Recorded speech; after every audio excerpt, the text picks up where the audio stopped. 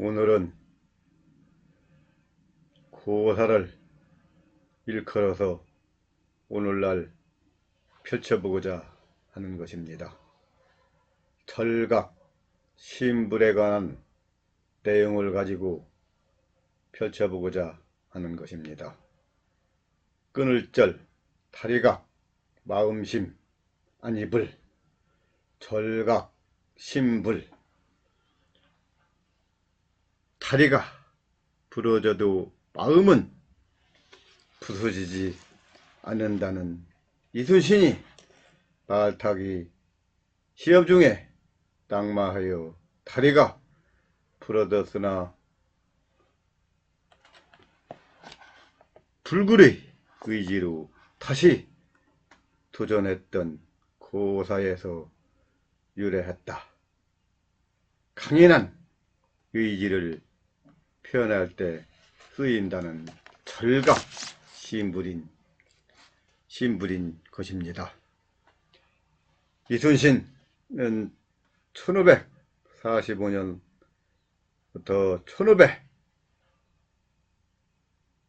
1598년 조선 제14대 선조 때의 무장으로 차는 여세이고 시후는 충무이다. 그가 28살 때 훈련원에서 실시하는 무술대회에 나갔을 때의 일이다. 여타 다른 과목은 그동안 닦은 기량을 충분히 발휘하여 잘 치르고 마지막으로 말을 타고 달리며 활쏘기, 창쓰기, 칼쓰기 등의 기회를 펼쳐 보일 차례가 되었던 것이다. 그런데 그가 탄 말이 갑자기 앞발을 구르며 쓰러지는 바람에 말등에서 나가 떨어지고 말았던 것이다. 당황한 이순신은 깜짝 놀라 얼른 일어나려고 했으나 다리가 움직이지 않았다. 떨어지면서 왼쪽 다리가 부러져 버렸던 것이다. 이순신은 저려오는 아픔을 참고 엉금엉금 기어 근처에 있는 포도나무로 가서 가지를 꺾어 껍질을 벗기고 한 다음 다친 다리를 묶고 다시 말에 올라타 나머지 과정을 무사히 마쳤습니다. 보고 있던 사람들은 그 참을성과 담대함, 착함에 혀를 모두 다 내두르지 않는 사람이 없었을 정도였습니다. 그러나 애석하게도 이순신은 시험에 낙방하고 말았다.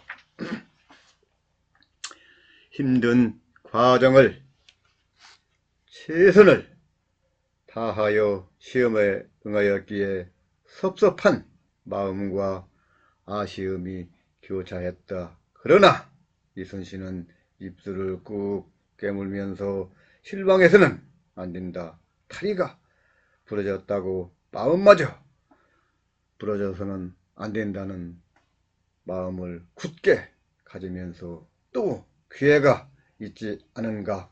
이순신은 이렇게 자신을 격려했다. 그리고 4년 후에 마침내 부과에 급제하여 당당히 벼슬에 올랐던 것입니다.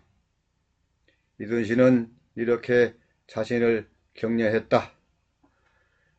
1592년 임진왜란 때였다. 원균이 일본군에 패하여 배가 12척밖에 남아있지 않는 것을 보고 유성룡이 이순신에게 물었다. 이 적은 배를 가지고, 이 작은 배를 가지고 싸워 이길 수 있겠소? 예, 최선을 다하겠습니다. 그는 12척의 배를 보수하여 적과 싸웠고 혁혁한 전과를 올렸다. 이순신의 나한중 일기에 아래와 같은 내용이 나오는 것입니다. 1597년 10월 14일 둘째 아들 열의 편지로 막내 아들 면이 전사한 것을 알았다. 간담이 떨어져 나간 듯하여 통곡하고 통곡을 했다. 간담이 타고 찢어지는구나. 내가 죽고 네가 살아서 이치에 맞는 것을, 네가 죽고 내가 살았으니 이 이치가 어찌 이렇듯 어긋난단 말이냐. 천지가 온통 캄캄해지고 태양도 빛을 잃는구나. 슬프다. 내 아들이 나를 두고 어디로 갔느냐. 영특함이 남다르더니 하늘이 너를 이 세상에 머물게 두지 않았구나. 내 죄가 너에게 미쳤나 보다. 나 또한 너를 따라 죽어 치하에서 함께 울고 싶다만 너의 형, 너의 누이 동생, 너의 어머니가 또 의지할 곳이 없기에 참고 목숨을 부지하고 있구나. 아, 하룻밤 지나기가 1만 년 같구나. 망망대해를 한 손에 주름잡고 척군에 호령하던 이순신이 아들의 죽음 앞에서 그토록 몸부림치며 애통해하는 부정을, 아버지 정을 이렇게 적나라하게 엿볼 수 있었던 것입니다. 그는 무엇과 그는 신문과 서예 예등할 뿐만 아니라 정치와 외교에도 밝았다. 그러면서 차 마시는 것을 좋아해서 중국 사신이 오거나 귀한 손님이 올 때에는 을에 차를 대접하였던 것이다. 그는 차를 사랑하는 마음이 얼마나 지극했던지 자녀들이나 조카들의 이름을 지을 때 모두 다 풀초자 변을 넣어서 이름을 지을 정도였던 것입니다.